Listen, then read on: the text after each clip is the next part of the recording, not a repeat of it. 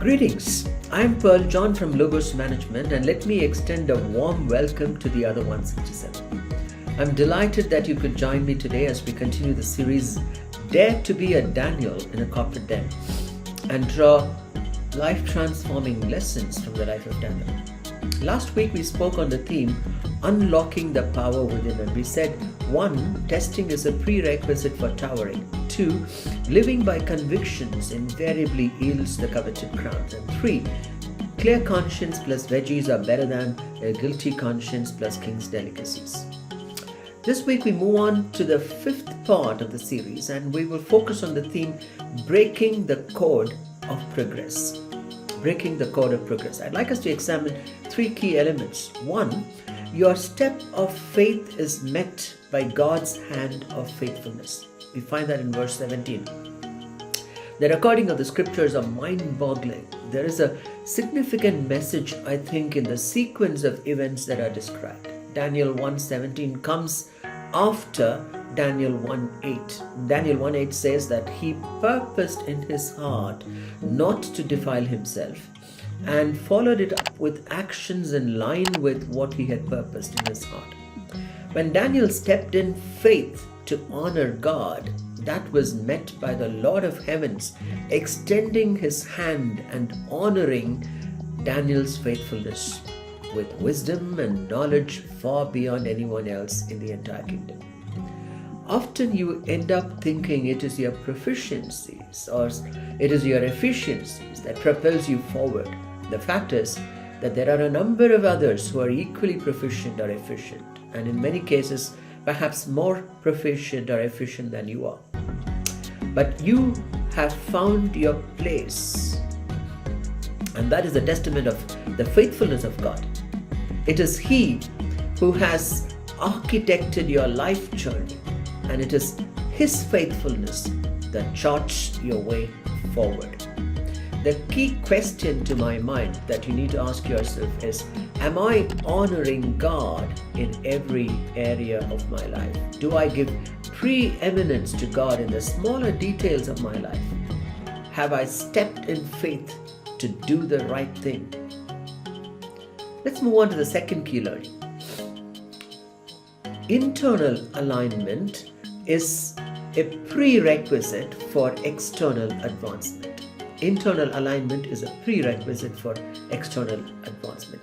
Very often people see the external advancements, the visible progress and the evident achievements. But what is often missed is the underpinning factors that result in the external advancements. The midnight oil that is burned, the hours that were spent behind the computer screen, the weeks of nurturing the idea and the months of incubating the idea, all not known to others.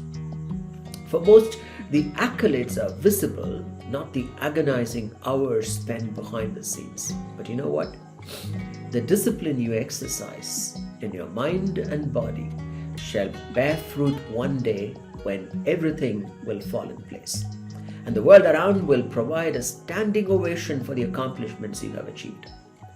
Daniel had aligned internally and determined in his mind, purposed in his heart, and resolved to act on his internal anchor. Your internal anchor paves the way for your external exaltation. Do you see someone succeed? Do you see someone growing in stature and prominence? If you check with them, they will tell you that they are internally aligned to certain principles and tenets or postulates that they have determined early on that they will not flout. That resolve stands them in good stead to progress. The Tatas as a company have subscribed to 5 guiding principles that govern their actions, says Shashank Shah. You know what those are? Philanthropy, relationship building, and globalization and innovation and quality, and celebrating success and learning from failures. These principles have ensured that the Tata organization has grown in stature, size and substance and is heralded as the company of choice around the globe. What are your guiding principles that you have aligned to? What are those values that you hold dear to heart that you will not compromise? If you don't have a set of values that you subscribe to, ensure you take some time to reflect on and agree on a set of principles that you will align yourself to. That will spend the external advancement as never before. Thirdly, excellence breeds excellence. And you find that in verse 17 and 20. I'd like you to follow the extent of excellence Daniel displayed. Verse 17 says, "As for these 4 young men, God gave them knowledge and skill in all literature and wisdom, and Daniel had understanding in all visions and dreams." Knowledge and skill in all literature. That is to do with the range of subjects. In a day and age of high-end specializations, this is a very interesting notion of Daniel possessing knowledge and skill across a range of subjects.